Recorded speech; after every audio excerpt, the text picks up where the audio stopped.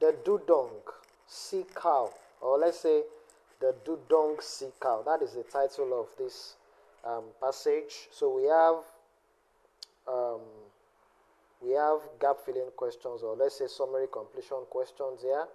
Then we have some true false not given questions, and then we have some short answer questions. So look at the passage. Look at the summary. Question 1. Dugongs are herbivorous mammals that spend their entire lives in the sea. Yet, dugongs are picky on their feeding. Okay? And only choose seagrass with higher dash and lower fiber. Higher dash and lower fiber. Higher something. So fiber, I can't say anything like fiber in paragraph A. Paragraph B, I can see low fiber towards the end of paragraph B. So higher nitrogen. Nitrogen is our word for number 1. Nitrogen, nitrogen. Next, to compensate for their poor eyesight, they use their dash. They use their dash to fill their surrounding. I can see poor eyesight in paragraph C, the beginning of paragraph C, due to poor eyesight. Dugongs often use smell to locate edible plants. Smell. They also have strong tactile sense, and they feel their surrounding. Hold on. Feel their surrounding with their sensitive bristles. How many words are we to write? No more than 2 words. So I can write sensitive bristles. Sensitive words, bristles. Number 3, it is like dugongs are farming seagrass. They often leave dash randomly. So farming seagrass. This farming that they put in quotes here is a very important keyword. So let me look at it carefully. They will dig up entire plants. I'm reading from this place. They will dig up entire plants. They have been known to collect pile of plants. They eat the whole plants. A wide variety of seagrass has been found. There's nothing like farming seagrass here. A heavily grazed seagrass bed looks like a lawn mown by a drunk. Dugongs graze apparently at random within the seagrass bed. Their trails meandering in all directions across the bottom. Trails, they often leave trails. Their trails meandering. Their trails, they often leave trails. And then that thing says that this is rather an inefficient means of removing seagrass that results in numerous tufts. So grace apparently at random leaves trails behind. So I think leaving trails, number 3 is going to be trails. Number 3 is going to be trails. Randomly trails, that's connected to, look at it, random and trails. Those, they are close to each other in the same sentence. Then number 4, dugongs prefer eating the newly grown seagrass, recovering from the tiny dash left behind by the grazing. Tiny dash left behind. So apart from the trails, they also leave some things behind. Okay, small tuft. Small is a paraphrase for tiny. Tiny tufts. My answer for number 4 is tufts. T-U-F-T-S. Tufts. Tufts. T-U-F-T-S. Tufts. All right, next set of questions we have true, false, not given questions. Number 5, the dudong will keep eating up the plant completely when they begin to feed.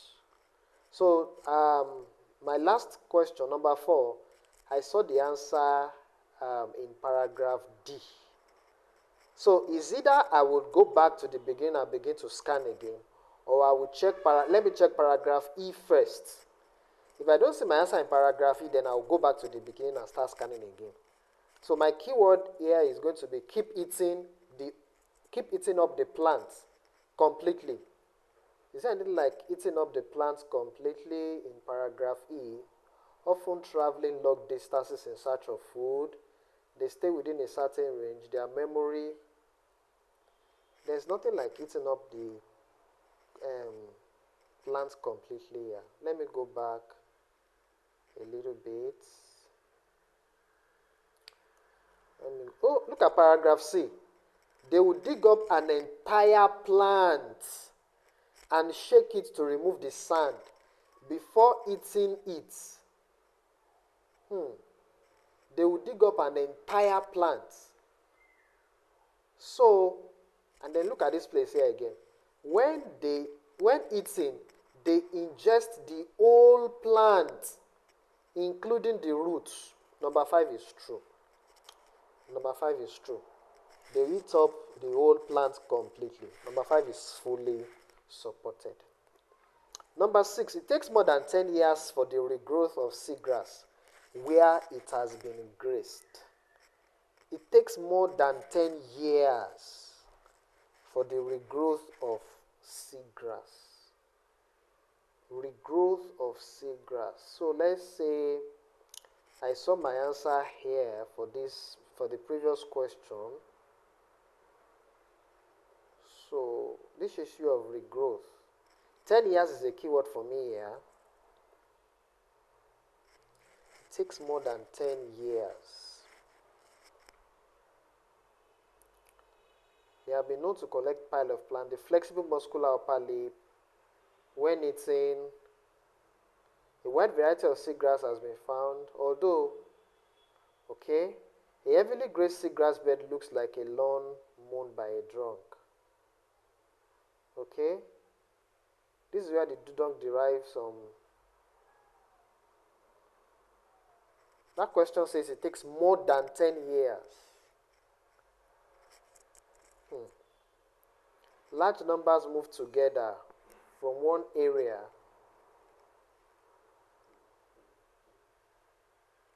Hi. Recorded numbers of dugongs are generally believed to be lower 90 years. I'm looking for 10 years. I've not seen anything like 10 years yet. Numbering 50, 1980, 4,000, 7,500. Wow. I'm almost getting to the end of this passage. The recovery of seagrass meadows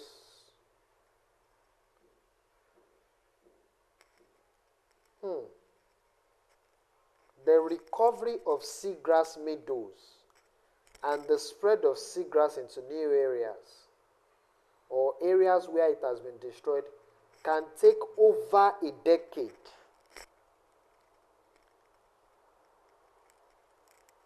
The question says it takes more than 10 years. It takes more than 10 years. That's sounding like it's true. I think this number 6 is sounding like it's true. But my problem with this number 6 is that it says where it has been graced by dugongs. Here it says that where it has been destroyed. Where it has been, this one says where it has been destroyed. But the statement is about where it has been graced. Let me go back. Where it has been graced.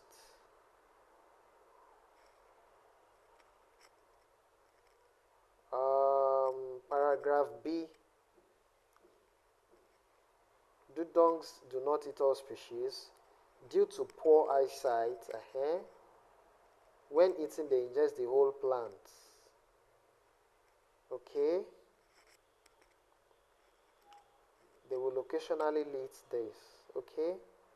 A heavily grazed seabird looks like dugongs graze at random.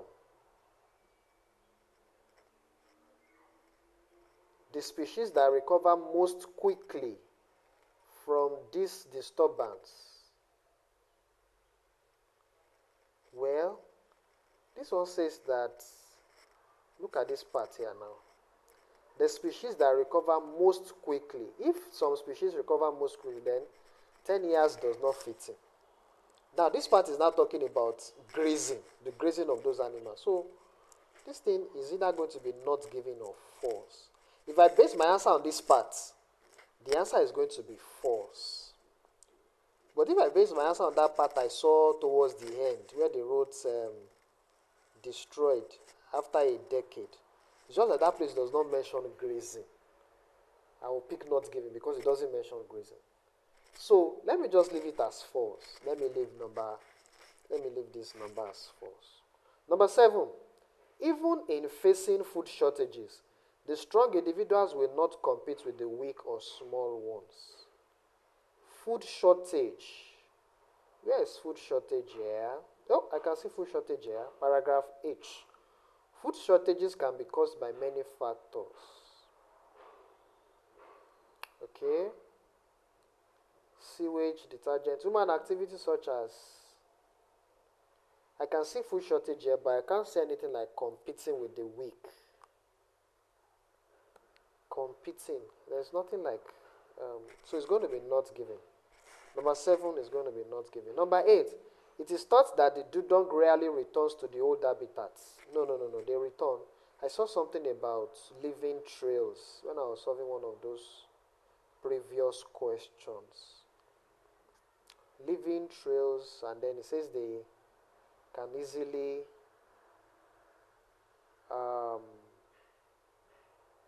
yes, this place here. This is rather inefficient means of removing seagrass that results in numerous small tufts. The species can recover quickly. In addition, the new growths found in these areas tend to be exactly like what the hungry dudongs like. Traveling along, large numbers move. It is thought that this movement is caused by changes in their memory. Look at this part. Their memory allows them to return to specific parts, specific points after long travel. Number 8 says it is thought that dudongs rarely return. No, their memory allows them to return. They can return. So this number 8 is going to be what? It's going to be false. It's not supported. It's contradicted by the passage. Number 9. Coastal industrial fishing poses the greatest danger to dudongs which are prone to be killed due to entanglement. Coastal industrial fishing. Coastal, is it like coastal fishing here? Paragraph G. New areas. Okay. 8 months after the floods, most animals. Paragraph H now. Food shortage, land reclamation. Paragraph I, despite being legally protected. Okay, fishing, I can see fishing here. Entanglement in fishing nets has caused many deaths. Hold on. Coastal industrial fishing poses the greatest, let's look out for this particular comparative word. Greatest danger. Greatest danger. I've not seen greatest danger here. Most issues with industrial fishing occur in deeper waters where dudong's population are low, with local fishing being the main risk in shallower waters. Coastal industrial fishing poses the greatest danger, which are prone to be killed due to entanglements. Greatest danger. I have not yet seen it. Main risk. This one says main risk in shallower waters. And this one is main risk here is referring to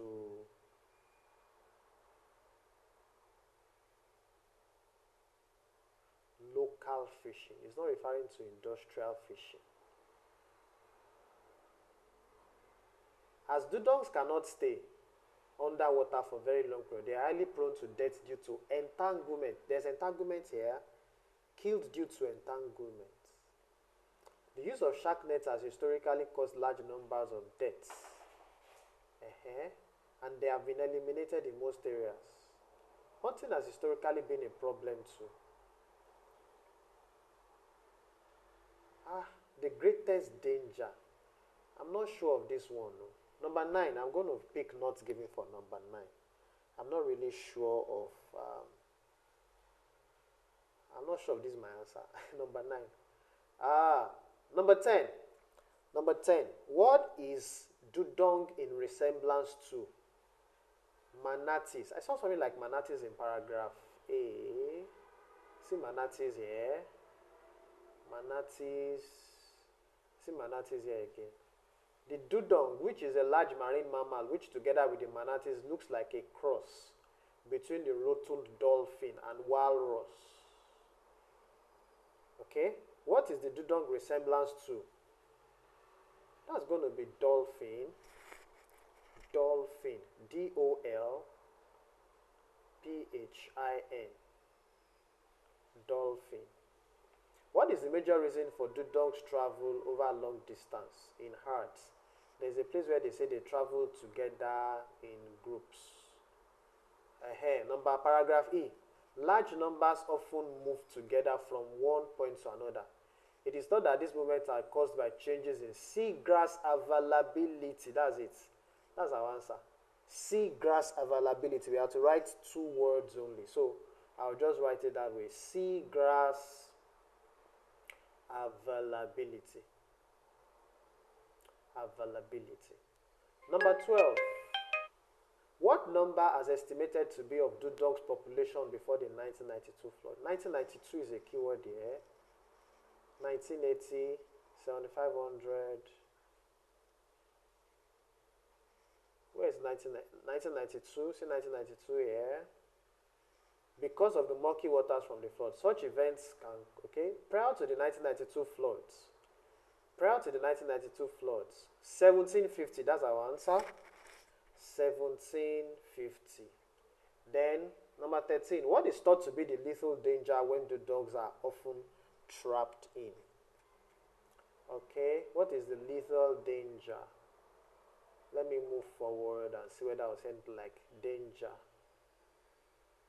What is the danger? Heavy metal, herbicides, human activity, both propeller, sedimentation. Lethal danger means that that thing can cause death.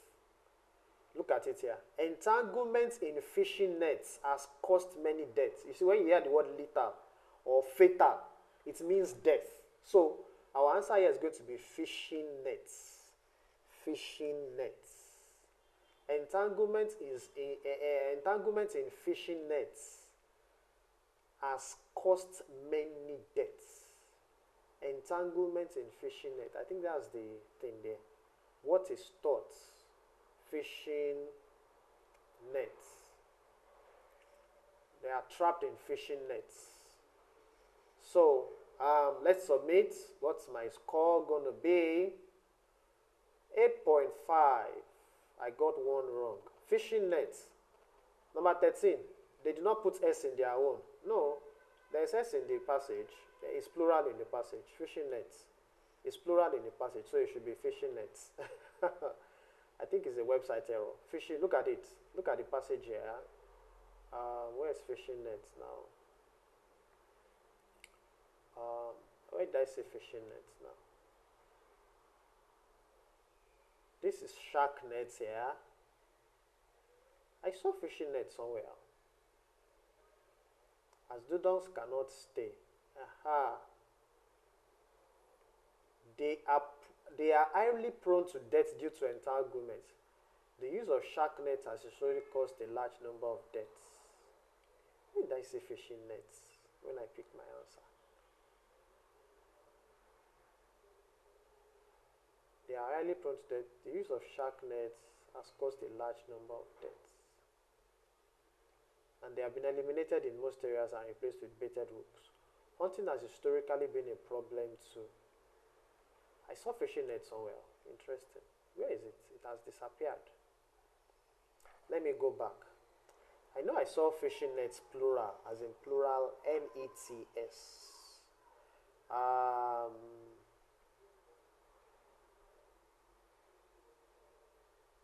Fishing nets.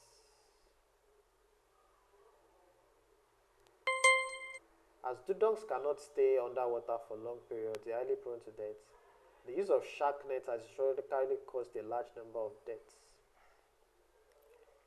and they have been eliminated. Hunting has historically been a problem too.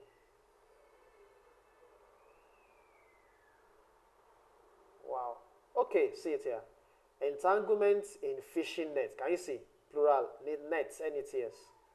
So that last one should be fishing nets. All right. I'll wrap it up on that note. I hope you have learned from this exercise. Thank you very much. Enjoy the rest of your day.